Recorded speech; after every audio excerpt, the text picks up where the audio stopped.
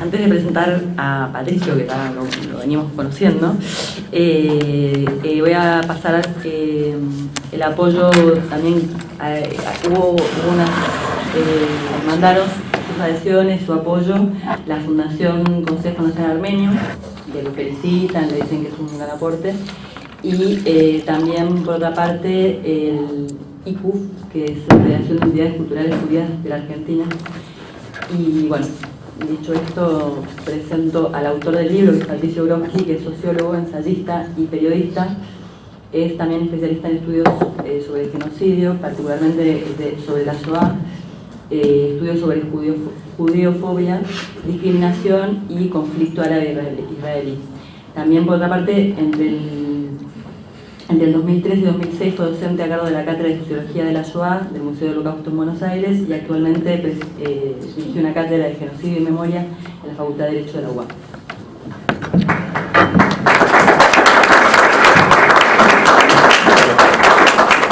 No son necesarios los aplausos, casi estamos en una reunión en el living de casa. Bueno, en primer lugar quería agradecerle a los compañeros que hoy me acompañan y a todos ustedes la presencia acá. Retomo las palabras de Fabiana, diciendo, es casi un abrazo entre compañeros que nos estamos dando después de lo que ha pasado aquí en la Antes de comenzar a hablar algunas cuestiones del libro, quería hacer una pequeñísima corrección a algo que dijo Jorge. Tenemos la suficiente confianza, como dijo Jorge, hace más de 30 años, que no solamente que somos amigos, sino que caminamos juntos en los mismos lugares, además. Así que es casi como algo íntimo lo que te voy a decir. Que no es casual que Jorge cite como el primer genocidio del siglo XX al genocidio armenio, quedando invisibilizado el que fue realmente el primer genocidio del siglo XX, que fue el genocidio, justamente retomando algo que dijo Eduardo también, un genocidio colonial en la actual Namibia, en la África sur o occidental, que era un territorio dominado por los alemanes al mismo tiempo, y que fue el genocidio de los pueblos Herero y Namaqua. Aproximadamente 75.000 personas fueron asesinadas entre 1904 y 1908 por la potencia colonial contra pueblos que se rebelaron a la dominación colonial. Digo, esto también tiene mucho que ver con el libro, es un libro sobre genocidio y modernidad, que yo empecé pensándolo como un libro sobre Shoah y terminó siendo una cosa completamente distinta en la medida que me fui metiendo cada vez más con las cuestiones de la relación fundamentalmente entre la colonialidad, la modernidad y el genocidio. El genocidio es una práctica que uno podría decir es una práctica corriente durante el siglo XX y en lo que va del siglo XXI. Allí en el banner, con un diseñador gráfico que es amigo nuestro y compañero también en el llamamiento argentino judío, Larry Levy, rescatamos la frase que dice que casi 4,5, es una frase del libro, casi 4,5 de las personas que vivieron durante el siglo XX, calculando que a diciembre de 1999 había aproximadamente unos 6.000 millones de personas, casi 4,5%, 262 millones de personas, murieron a manos de un Estado en todo el mundo, en lo que un especialista norteamericano llamado Rudolf Rummel llamó democidio, que él lo define como un crimen violento a manos de un Estado, borrando la limitación de la definición de Naciones Unidas que excluye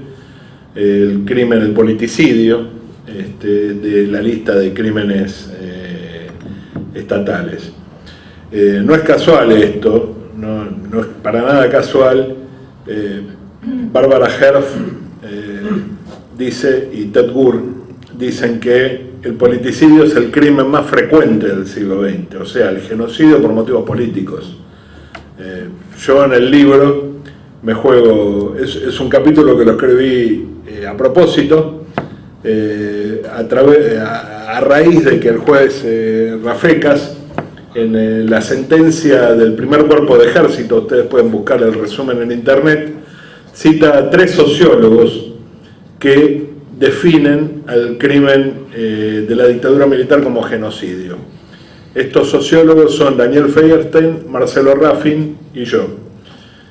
Cuando esto lo transcribe en un libro luego, Rafecas me saca a mí porque yo no lo tenía escrito en ningún lado de esto. Daniel tuvo la gentileza de citarme nada más que porque conoce mi postura. Yo lo pensé, este texto también tiene que ver con algo que decía Eduardo, lo pensé como un texto para mis alumnos, pero al mismo tiempo un texto político. No puedo escindirme, no puedo desligarme. Digo, yo quería hablar un poco, no les pedí permiso, pero quería hablar un poco de quienes estamos aquí. A nosotros el genocidio nos atraviesa en nuestros cuerpos de formas diferentes, pero al mismo tiempo nos hermana. Voy a hablar desde allá para acá. Jorge fue militante durante la dictadura militar y sigue siendo militante al día de hoy.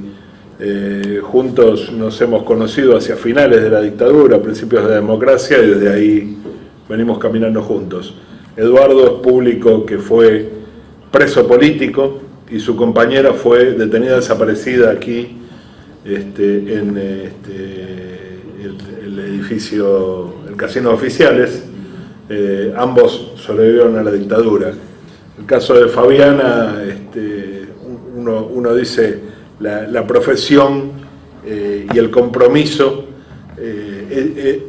Me impactó mucho que vos hablaras de la palabra y el dolor de la víctima cuando esa palabra y ese dolor te atraviesan. El papá de Fabiana fue detenido desaparecido cuando ella tendría la edad de Manu, del nene que anda por acá dando vueltas, que es mi hijo. Y en el caso mío, yo lo digo en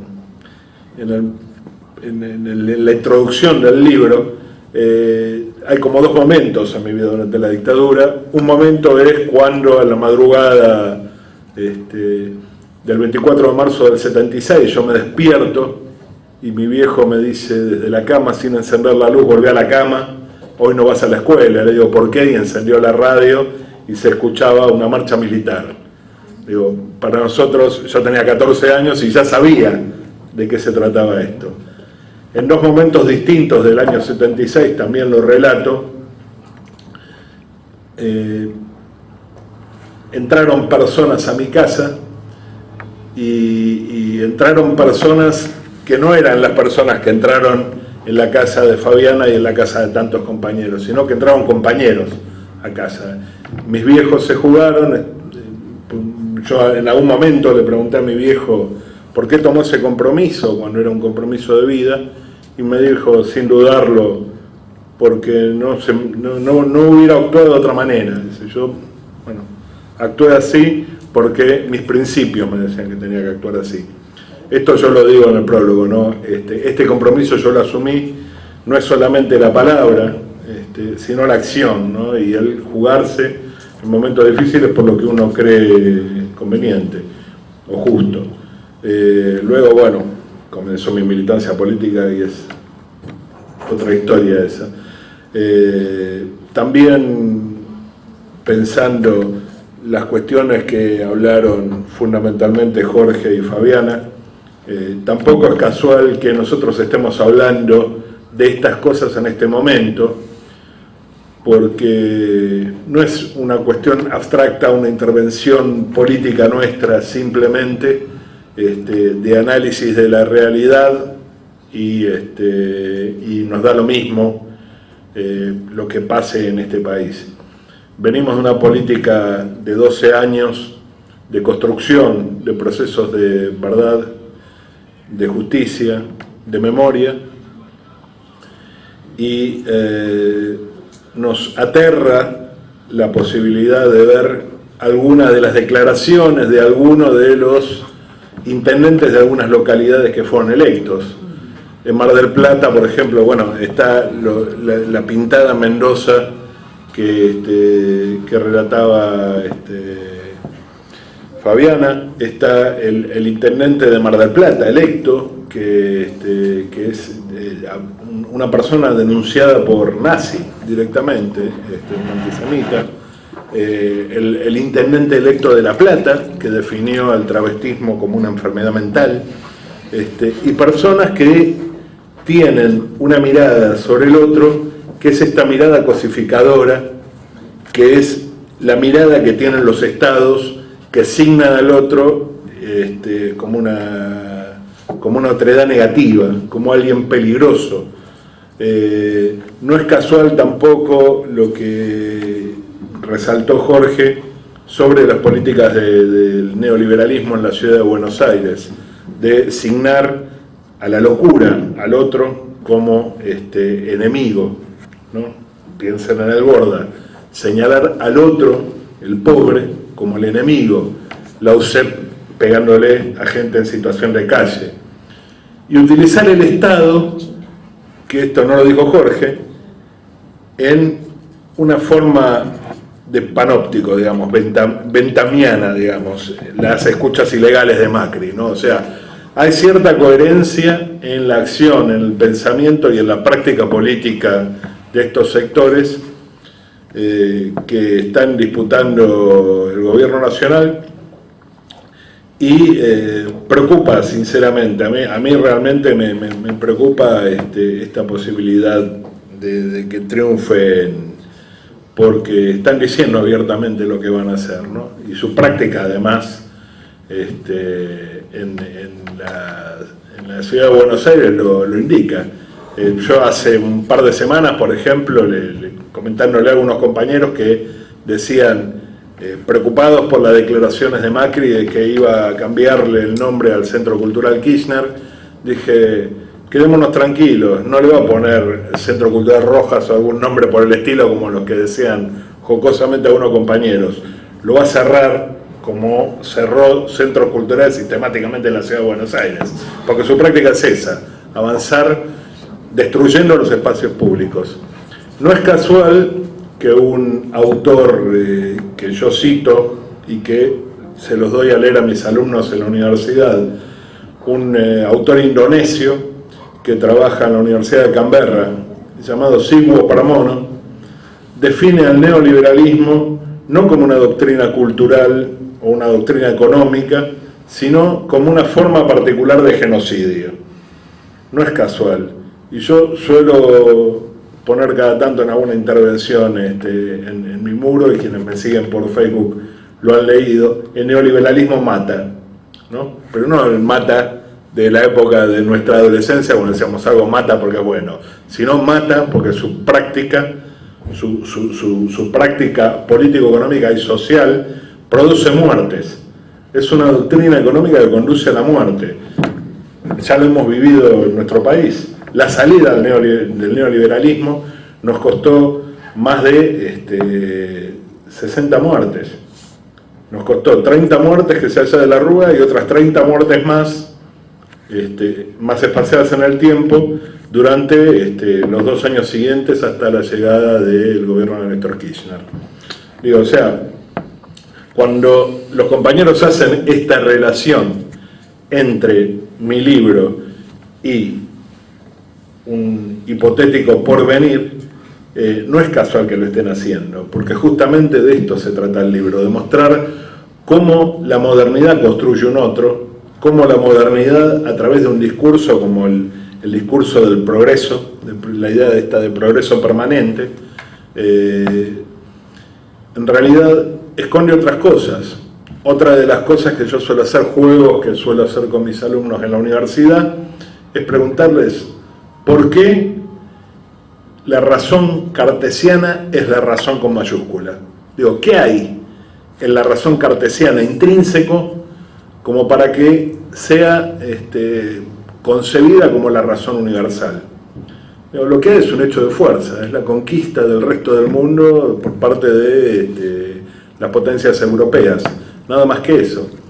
En ese sentido, también es que yo hablo de la relación entre colonialidad, modernidad y genocidio, y hay una serie de autores que son claves en esto, que son Edward Said, el trabajo de Edward Said, Orientalismo, donde muestra Said cómo la construcción de la orientalidad es una construcción desde el pensamiento justamente occidental, hegemónico, y los textos de autores como Aníbal Quijano o Enrique Dussel cuando trabajan el concepto de colonialidad, que hacen el mismo trabajo que Said, pero en relación a la construcción del concepto de la razón moderna y su triunfo en regiones como la nuestra.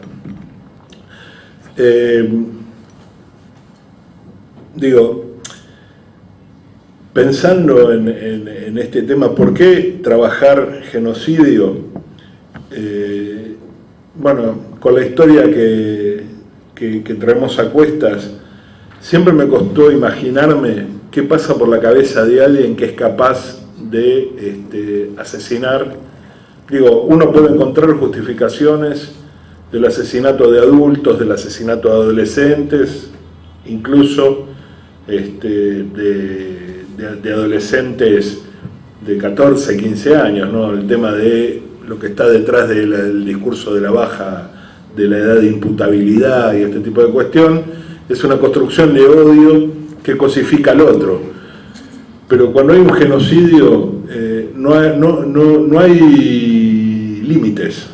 Se asesina hasta bebés, ¿no? Y digo, ¿qué es lo que pasa por la cabeza de un adulto que asesina a un bebé o que asesina a un niño y es incapaz de ver a su hijo reflejado en ese niño o en ese bebé?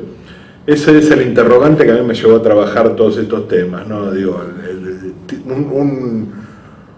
Una pregunta muy concreta que me hice hace muchos años y de la cual no tengo respuesta. La respuesta teórica es que hay una ruptura de la empatía y uno no puede colocarse en el lugar del perpetrador porque justamente el otro nos duele. Nosotros somos el otro al mismo tiempo, ¿no? Siempre hay un otro que nos construye como otro, digamos, haciendo un juego de palabras. Y en este sentido es el compromiso. Finalmente quería hacer referencia a algunas cuestiones que estuvieron hablando sobre todo Jorge y Eduardo con relación al lugar de la Shoah en la construcción de la identidad nacional israelí. Hay una serie de escritores e historiadores israelíes que son bastante perseguidos, bastante raleados en Israel, por ejemplo Idit Sartal o Dalia Ofer, que trabajan estas cuestiones desde, por un lado, este tema del uso político que se hace y esta pretensión de acallar voces críticas con la denuncia permanente de antisemitismo, aquel que es crítico a las posturas del Estado de Israel, y al mismo tiempo en el sentido de lo que decía Yosef Yerushalmi, de cómo trabaja la memoria en el pueblo judío, ¿no? En su libro Zahor, donde dice que el pueblo judío contemporáneo se ve a sí mismo, por lo menos los sectores más ortodoxos